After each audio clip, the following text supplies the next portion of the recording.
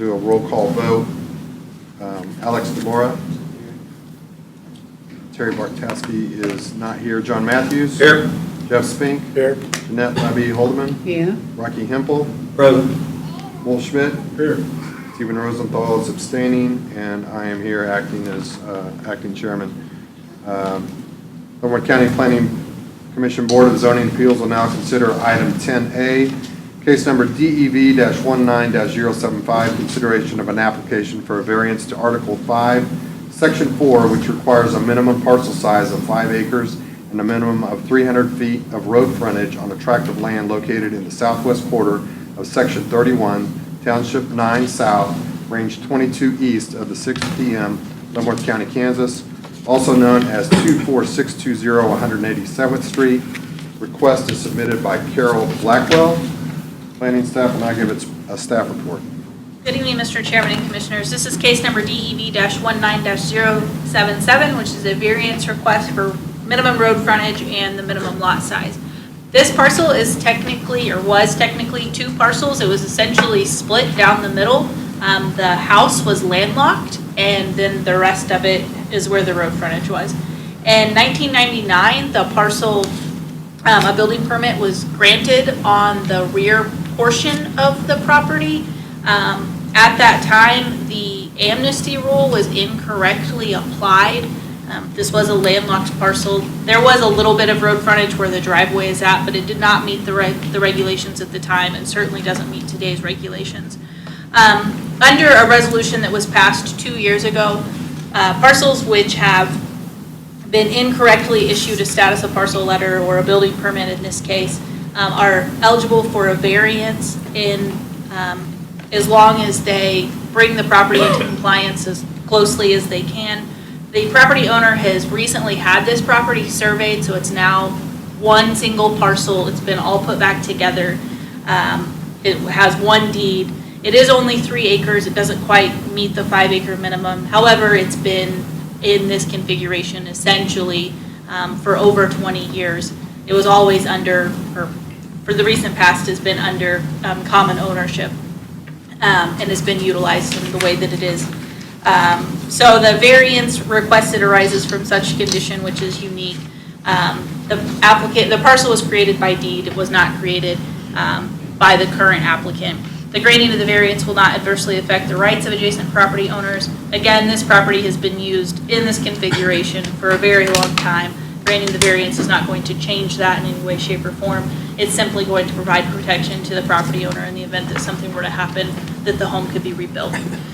The strict application of the provisions of the zoning regulations would constitute unnecessary hardship. Again, in the event that something were to happen to the home, say it were destroyed by flood or fire or tornado, without the variance, planning and zoning could not issue a building permit to rebuild it. The variance will allow that to be rebuilt.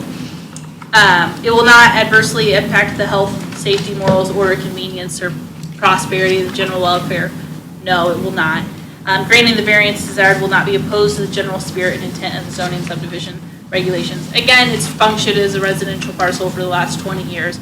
They're going to continue to do that. We're simply trying to remedy a non-compliance issue with the putting the parcel back together. Staff has worked with the applicant, like I said, on getting the survey and such, and they've done everything they need to do in order to have the variance granted. The applicants here will answer any questions you may have. Thank you. Is there any questions of staff before we move forward? What's the frontage now? Say it again? What will the frontage be instead of 300 feet? I think, if I remember correctly, it has like 215 feet of road frontage or something. That's kind of a weird shaped lot. County map has it 195.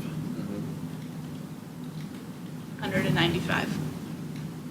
That's what And GIS has it as, so. Wolf brought up, it's kind of a weird shaped lot. I mean, it's just been that way forever, and Yeah, I'm assuming it has something to do with the right-of-way there. You can see Yeah, the right-of-way is right. kind of funny. yeah. Now, the road might have been crooked at one time. Yeah. I've had the same thing on a piece of property I own.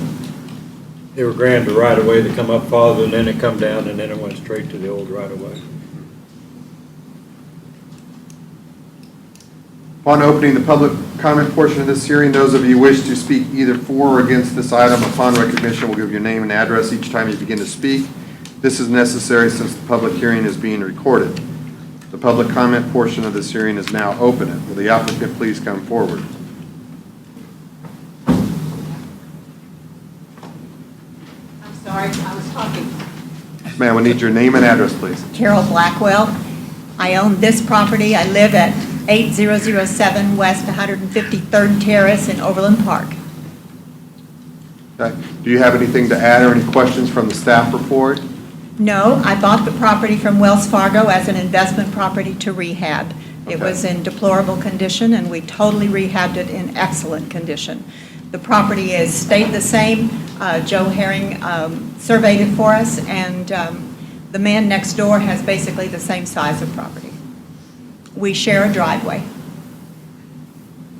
and it has a lifetime easement. Thank you. Thank you for your investment in Leavenworth County. welcome. Does anybody have any questions of the applicant? Thank you, ma'am. We'll now hear from those individuals present wishing to speak in favor of this request. In favor of this request?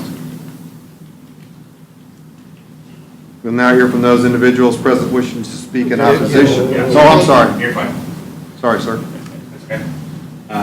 John Wood, we're actually currently residing in the property we're the ones looking to purchase. My wife Samantha and I and our baby Ava. But I just wanted to say we're looking forward to actually joining your guys' community. We actually come from Turner. This is our first baby. It's a big enough house. We're looking to grow, use your guys' schools, use your guys' community. We're very much looking forward to this. Became very good friends with the neighbors, great people. Again, like she said, same exact size piece of property. And just all in all, we're just happy to be here and hoping all this goes well tonight.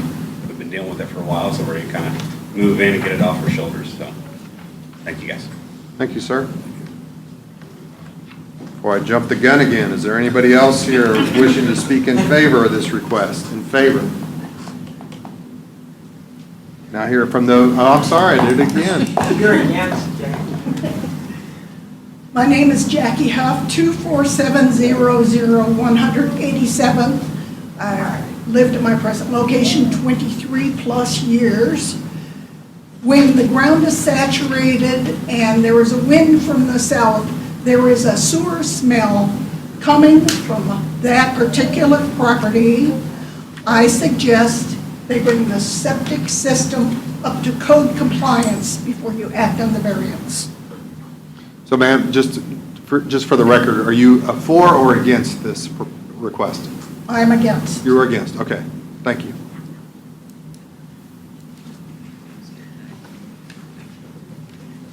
Is there anybody else present wishing to speak in opposition of this request, in opposition? Is there any additional information to be presented? Nothing at this time, Chairman. Jeff, you want to talk anything about the septic system there, or is that, I know Yeah, we go out and inspect those when they're put in, but then after that, We do have resale inspection, so whenever they sell the house, they have to do a resale inspection. At that time, we'll take a look at it. Okay. And again, that smell could have come from anywhere else, so it's, right. Yes. Commissioner Denny, members of the Planning Commission, the Leavenworth County Sanitary Code requires a septic system function. The county does conduct inspections upon initial installation and upon resales, but also if people feel that their neighbor's system is not functioning correctly, if they contact county staff looks into it. It's under our sanitary code. Okay. Did you understand that, ma'am? I've had it inspected. Okay. Past inspection, and it's been pumped. Okay. And I'm told that it meets everything. Okay, thank you. Public comment portion of this public hearing is now closed. Any questions or comments from the members of the commission?